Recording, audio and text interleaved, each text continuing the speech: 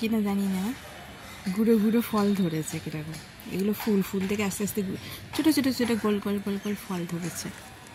এই ফলগুলো আস্তে আস্তে লাল হবে, তারপরে পাকলে কালো হবে। Mulberry fruits.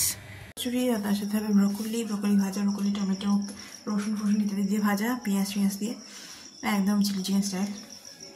খুব টেস্টি লাগে খেতে, এটা বানাবো। আর ব্রোকলির নিয়ম হচ্ছে এই যে ডাঁটগুলো ছাড়িয়ে, ডাঁটগুলো একদম ভালো করে ছাড়িয়ে শুধু ফুলগুলো নেব, তাহলে এটা সুন্দর খেতে লাগবে। 10 minutes for boiling and well cooked.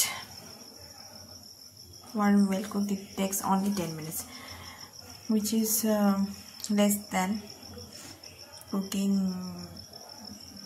cauliflower. And it is very easy to make,